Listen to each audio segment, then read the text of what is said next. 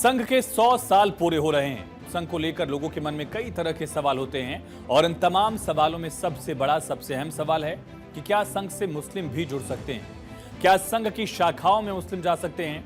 वैसे संघ के कई अनुषंगिक संगठन हैं, उनमें से एक है मुस्लिम राष्ट्रीय मंच। संघ के मुस्लिम राष्ट्रीय मंच से मुस्लिम जुड़ते हैं, लेकिन इसके बावजूद भी ये सवाल है, क्या मुस्लिम आरएसएस से सीधे जुड़ सकते हैं? और खुद इसका जवाब दिया है आरएसएस प्रमुख मोहन भागवत ने। संघ प्रमुख ने बताया कि किन शर्तों के साथ मुस्लिम भी संघ से जुड़ सकते हैं। सवाल पूछा गया उनसे, क्या मुसलमान भी शाखा में आ सकते हैं? मोहन भागवत ने कहा कि शाखाओं में सभी भारतीयों का स्वागत है। शर्त सिर्फ इतनी है कि शाखा में आने वाले हर व्यक्ति को भारत माता की जय बोलने में कोई झिझक नहीं होनी चाहिए और उसे भगवा झंडे का सम्मान करना चाहिए। आगे मोहन भागवत ने कहा कि जो भी लोग अपने आप को औरंगजेब का वंशज नहीं मानते हैं, उनका संघ में स्वागत है। दरअसल 4 दिवसीय दौरे पर मोहन भागवत वाराणसी में थे। लाजपत नगर कॉलोनी में शाखा में शामिल हुए।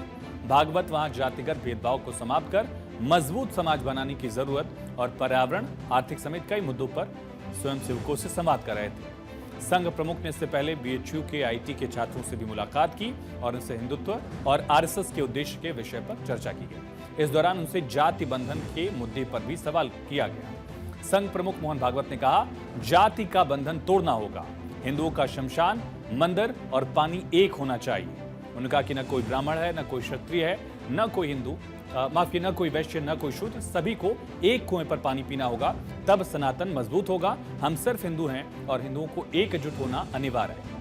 भागवत ने छात्रों से संघ के बारे में पूछा। इस पर छात्रों ने बताया कि संघ का मतलब हिंदुत्व को बढ़ावा देना और सनातन की रक्षा करना है। भागवत ने यहाँ छात्रों का जवाब दुरुस्त भी किया।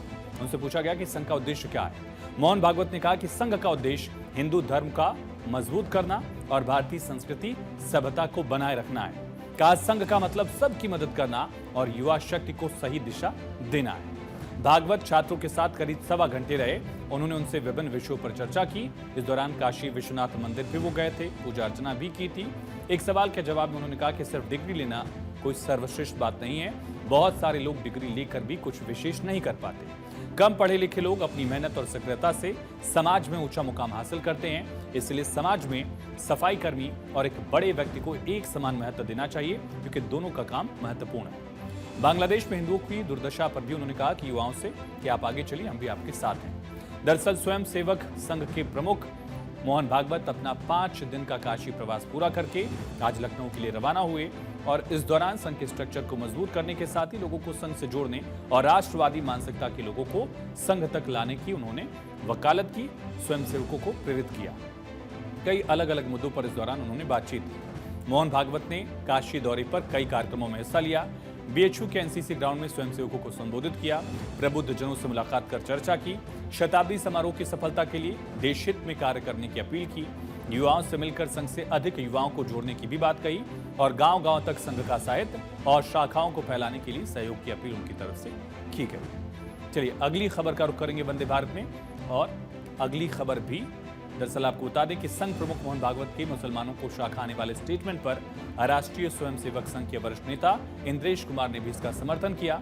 भारत 24 से खास बातचीत में उन्होंने कहा कि आप मस्जिद जाएं या मंदिर या गुरुद्वारे, कहीं कोई दिक्कत नहीं है, बल्कि देश नफरत मुक्त हो जाएगा। उन्होंने दावा किया कि सीए को लेकर भी मुसलमानों को भड़काया गया था। इन दिनों संघ प्रमुख मोहन भागवत का प्रवास चल रहा है, वो काशी में है।